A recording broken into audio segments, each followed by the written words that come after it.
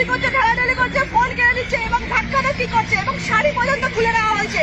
আপনাদের উপর কি শারীরিক নির্যাতন চালানো হয়েছে? শারীরিক নির্যাতন চালানো হয়েছে, শাড়ি খুলে নেওয়া হয়েছে।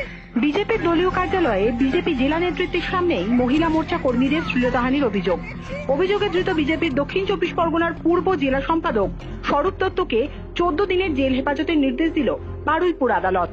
দলীয় সূত্রে খবর, 27 সেপ্টেম্বর বিকেলে বারুইপুরে বিজেপির দলীয় কার্যালয়ে বিজেপির কেন্দ্রীয় সম্পাদক অনুপম হাজরা কার্যকারী বৈঠক করে চলে যাওয়ার পর বিজেপি কর্মীদের মধ্যে ব্যাপক মারামারি ও গন্ডগোলের ঘটনা ঘটে। ঘটনায় আহত হন বেশ কয়েকজন, যাদের মধ্যে একজনের অবস্থা আশঙ্কাজনক হয় তাকে বারুইপুর মহকুমা হাসপাতালে প্রথমে ভর্তি করা হয়, তারপর সেখান থেকে নিয়ে যাওয়া হয় কলকাতা চিত্তরঞ্জন মেডিকেল হাসপাতালে। বিজেপির নতুন সংগঠনের কমিটি নিয়ে শুরু হয় বৈঠক, আর সেই বৈঠক ঘিরেই ঘনিয়ে ওঠে গন্ডগোল। মহিলা কর্মীদের মারধর করা হয় বলে অভিযোগ। বিজেপির দাবি, বিজেপির একাংশ পার্টি অফিসে ঢুকে এই গন্ডগোল শুরু করে, ফলে সংঘর্ষ বেঁধে যায়।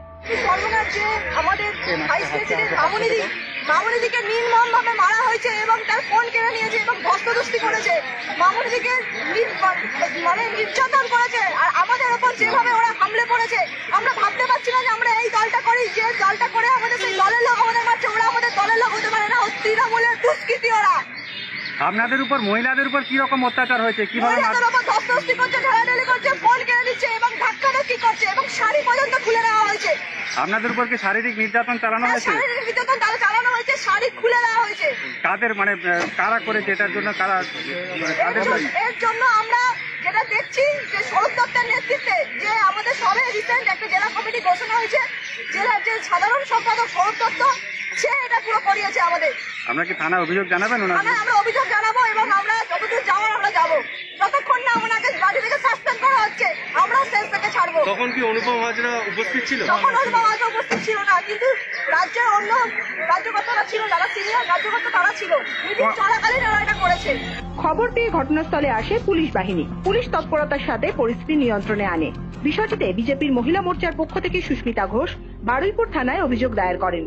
অভিযোগে উঠে আসে বিজেপি জেলা সম্পাদক স্বরূপ দত্ত ও বিজেপির মণ্ডল সভাপতি দেববোম চট্টোপাধ্যায়ের নাম।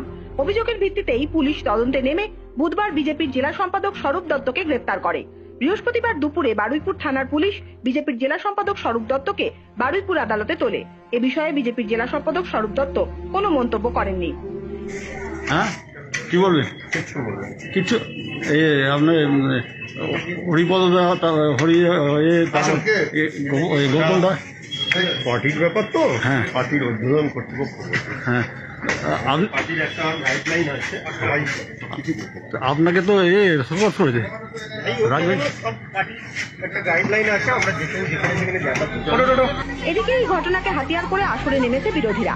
গেরুয়া শিবিরকে খোঁচা দিতে ছাড়ছে না তৃণমূল নেতৃত্ব। তবে জেলায় নিজেদের অবস্থান পাকা করতে গেলে বারবার এভাবে দলীয় সংঘর্ষে জড়িয়ে পড়ার বিষয়টিকে এড়িয়ে চলার পরামর্শই দিচ্ছে রাজনৈতিক মহল।